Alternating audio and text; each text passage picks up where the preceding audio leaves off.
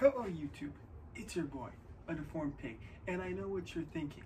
Hey, Mr. A Deformed Pig, what are you doing in a different location of, the legendary recording studio? And first of all, I would say my name is not A Deformed Pig. And second to that, I would say that is because today begins a very, very big event that will go down in the annals of history as the most legendary event of all time, because today begins 25 days of metal. Now, I know you probably have another question. You're asking yourself, hey, Mr. Deformed Pig, what's 25 days of metal? And to that I say, please stop calling me Mr. Deformed Pig. Mr. Deformed Pig is my father.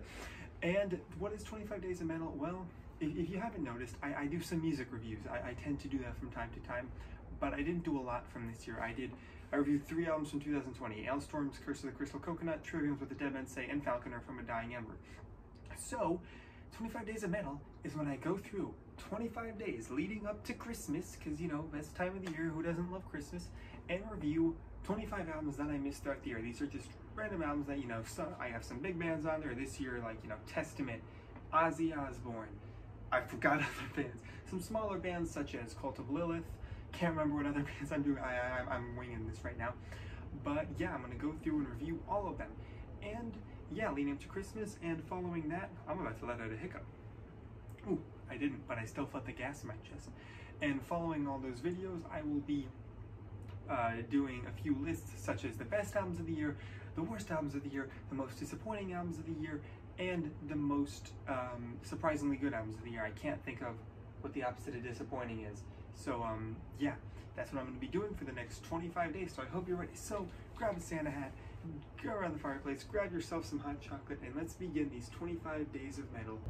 And with that intro out of the way, let's talk about some heavy metal. Yes, so it's been a while since I last uploaded. Last video I did was back in June, so it's been almost 6 months since I did my review of Falconers from a Dying Ember. I almost uploaded a few times, but I decided not to, and obviously now we have 25 days of metal. So the first album I'm starting off with is 3 by Demons and Wizards. So if you're not familiar with Demons and Wizards, they're a super group with the vocal talents of Hansi Kirsch from Blind Guardian. There's also other members of Blind Guardian, such as Marcus Sipian on bass, who's Blind Guardian's guitar player. I don't know how to pronounce the drummer's name, so I won't even bother, but the drummer, Blind Guardian, is also in Demons and Wizards, and features the guitar talents of John Schaefer, I think that's how you pronounce it, from Iced Earth. So, the album released back in February of 2020, obviously, the worst year of, all time. And, yeah, it was their first album in 15 years. So the question is, after 15 years of waiting for a new Demons and Wizards albums, I mean, we got all the waiting done. We got New System of Down this year, we got New Tool last year. So 15 years later, I thought Tool's Fear Inoculum was amazing, and I thought the 2 New System of Down tracks were amazing. So 15, is there, something with releasing music 15 years later? No, I really don't like to, all right, Tool was 13 years later. No, I really don't like to say this, but this album is not very amazing, and that's something I absolutely despise saying, because I adore Blind Guardian and Hansi Kirsch. He is my favorite living vocalist. He is just amazing. John Schaefer's, even though I've never been really a big fan of Iced Earth, I love John Schaefer's guitar work, but my god, this album is just boring as all hell. I mean, it is an hour and 4 minutes, or pretty much there's 4 great songs on this album, and then they realized, oh, we need more than 4 songs, to make an album. And I hate roasting Demons and Wizards, because I love Demons and Wizards. I love their first 2 albums. I mean, Blood on My Hands, Blood on My Hands, Heaven Denies, Touched by the Crimson King, Dorian. Those are some of my favorite power/prog metal songs of all time, because Demons and Wizards is kind of a mixture of power prog metal. I would say they're similar to Blind Guardian, but more so on the prog metal, less on the power metal side. I mean, I hate roasting this album, but oh my god, this album just made me sad. I almost don't want to upload this review, because, I mean, I don't want to bash, Hansi Kirsch and John Schaefer. I don't want to bash them, but, I mean, I gotta do 25 days of metal, and, this unfortunately is not a very good album. As I said, I love the first 2 Demons and Wizards albums, but this just isn't it, especially after 15 years. This album has no right to feel as phoned in as it does after 15 years, and that hurts me to say. I don't want to be bashing this album. I would much rather be right here saying this is the greatest album of 2020, but I can't bring myself to say it, and it hurts to say. I know I keep repeating that, but I don't want to bash this album. Oh my God, I would, I'm at my limit. I just hate that I have to, in 2020 is so bad that I have to sit here and bash a Hansi Kirsch and John Schaefer album. Demons and Wizards, I love them. But my God, it's not an offensively bad album by any means. I would say an offensively bad album was an example of, what was it called? F8. It was so bad that I forgot the title of it, by Five Finger Death Punch. That was another 2020 review I did. I completely forgot about that because that is a forgettable album. If you don't notice, I freeball my reviews completely. I have a general like notes that I read off from. I'm freeballing this shit 100%. I don't know what I'm doing. But yeah, let's just get into the track by track because I started with my general thoughts. And my general thoughts is a very boring and unfun album that makes me depressed on the inside. It makes me wish I was old enough to legally drink. So yeah, this track, the album starts off with track number 1. Obviously, because if it started off with track number 2, that would just be weird. So it starts off with track number 1, Diabolic, which is a good and much slower opening than previous albums. It was the first single they released from this album. Had a really weird music video where Hansi and John got crucified. It was a weird drug trip. I mean, I wasn't on drugs. I do not condone the usage of drugs. I need to get that out of the way. Mr. Dang it, I'm not Mr. Deformed Pig. A Deformed Pig does not condone the usage of drugs. I don't know what I'm doing because I'm not going to edit anything in there. But just pretend there's a giant sign that says no drugs right here. I'm not going to edit it in. Use your imagination, people. So I love the opening tracks of Crimson King and Heaven Denies better because they're much more energetic feel, but I do like how this keeps a consistent tone. What I mean by that is Heaven Denies and Touched by the Crimson King would start off, you know, super heavy and fast, but then they would go into a slow bit for seemingly no reason. I think Touched by the Crimson King did it much better because it transitioned back into the fast part rather than, you know, I was watching their performance at Walk-In 2019. Was it 2019 or 20? It must have been 2019. Where they opened with, I mean, Heaven Denies, and it's a great opener, and then it just gets to the like 2-minute acoustic part, and you're like, who cares at that point? Because everyone just wants to, you know, go back to the epic chorus of Heaven Denies, or just the fast feel of it. But at least this maintains a consistent tone. I really like this slow, clean riff that kind of has a build-up throughout that progresses into, you know, a much kind of heavier song, which I think is good because it keeps a consistent tone. And it does go back into that acoustic bit, but it feels a lot more tonally appropriate. And I like the kind of demonic and sinister chanting on it. This album is a very dark and sinister type album, I feel like. There's no moments of, you know, light happiness. It's all just dark, sinister, and depressing. Kind of like how I feel after listening to this album because, my God, it's boring and I have to bash Hansi Kirsch, which is something I never thought I would live to do because Blind Guardian, in my opinion, has the best discography of any artist of all time. And now we're to track number 2, Invincible, which is a much shorter and simpler song than the opener. The chorus feels almost poppy and very sing-along-like, and I kind of wish it felt more earned. Now, allow me to explain what that means. What I mean by that is, I wish the verse had a better build-up and an excellent chorus, because obviously, as I said, Demons and Wizards is kind of a mix of a prog and power metal band. And, you know, with power metal, you're supposed to have these epic, soaring choruses. You know, everything else, every other part of the song can suck, but it needs to have this epic, swinging chorus, which a lot of Demons and Wizards songs do have. Not that they have crappy verses and great choruses, but they have both great verses and great choruses. But this part, it's an okay chorus, and I do think, okay verse leading into a very great chorus, and I feel like they do a lot more with the chorus as the song progresses, which is really cool, actually, which I really like.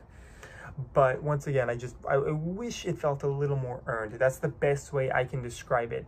It is still an excellent song, though, and I do recommend it. It's one of 4 great songs in this album. And now we get to track number 3, Wolves in Winter.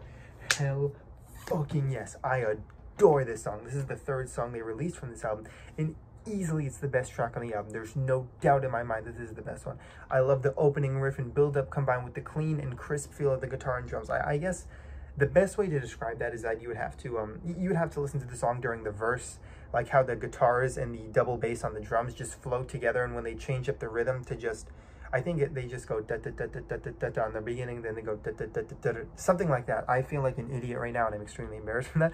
I'm not editing that out. I do very little editing because it saves me time and it makes me less depressed. But yeah, Hansi's vocal performance is great here too. I also love how the lyrics are the motivational. You know, they're kind of generic theme. You can do it. You're stronger. You can rise above it. Lyric control, but it does so without feeling generic or cheesy, which is very rare for a prog/power metal band to achieve. It's an absolute god tier song, and that bass and vocal break with the drums. Perfection. I accidentally slapped this microphone, which I am not using. I don't know why. I'm going to speak into this microphone for a little bit to pretend like I'm using it because this cost me a lot of money and it did not come with a cable and I still don't have a cable and I need to get some usage out of this and my life is tumbling down around me. Anyways, now to track number 4, Final Warning, and I am not a fan of this song. You know, I'm not a whole fan of this album, but this song in particular, not a huge fan of. The riff is pretty cool and the song feels like they were in the studio and said, oh crap, we need one more song and do it together super quick, but come to think of it, that's what this whole album feels like. The weird vocal echoes that they do throughout the verses adds nothing to the song and only make it feel like thrown together last second, like they were just like rushing and they were like, hey, this song needs more stuff. Let's add some crappy vocal echoes in.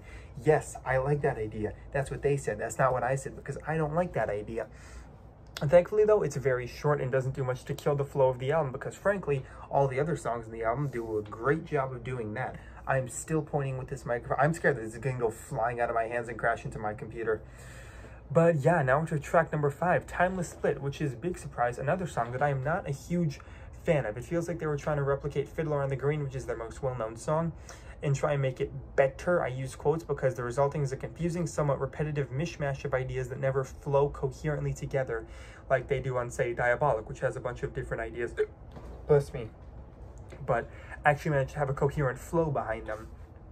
It just kind of feels like, oh, we're doing this, now we're doing this, now we're doing this, now we're doing this. It's like, but why? They never stop to really think of how they could bridge that all together or make, you know, something that's coherent.